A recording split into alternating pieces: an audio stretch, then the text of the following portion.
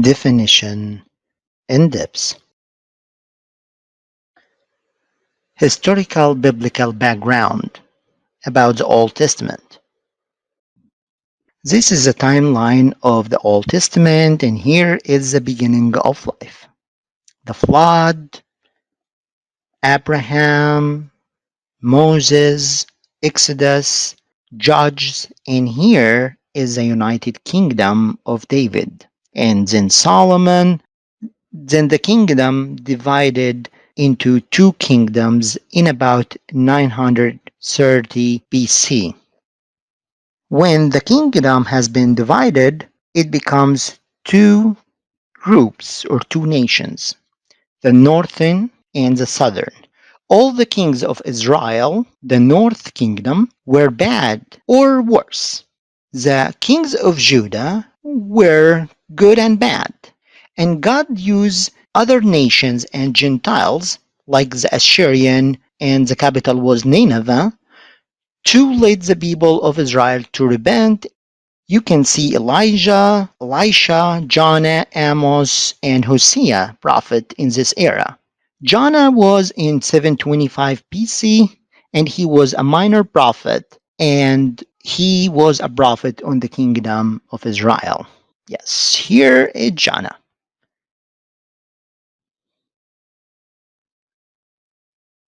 This is the Assyrian Empire. They were very bad people.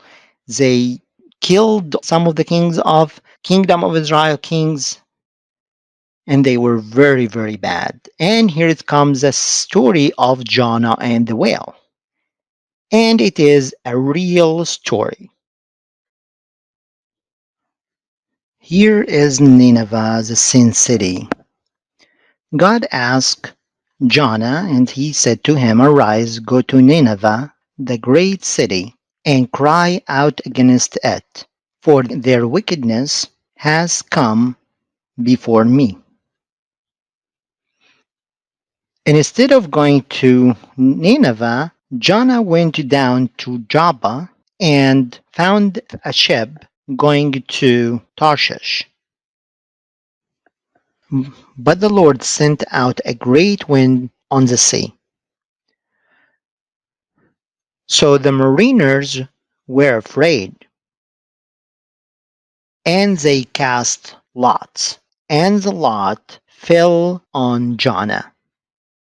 He asked them to throw him on the sea so the wind can stop.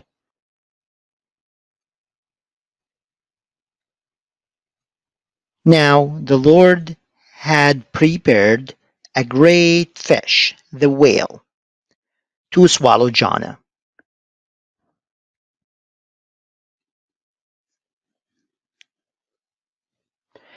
And Jonah was in the belly of the fish 3 days and 3 nights. And here's, you might ask yourself, 3 days and 3 nights? Why? This is basically because it was a symbol that the Lord will come and crucified and buried and arise from the death after the third day, because salvation is of the Lord.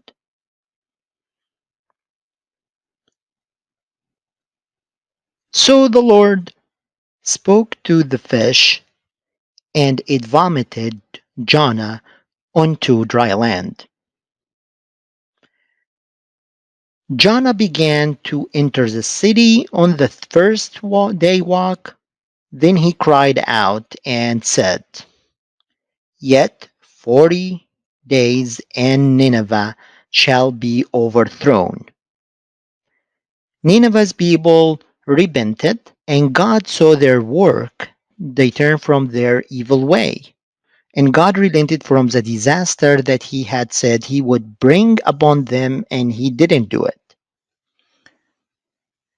Jesus Christ, our Savior, has indeed crucified on the cross and died for us. I know that you are a gracious and merciful God, slow to anger and abundant in loving kindness. one who relents from doing harm. Yes, Jesus Christ is risen from death.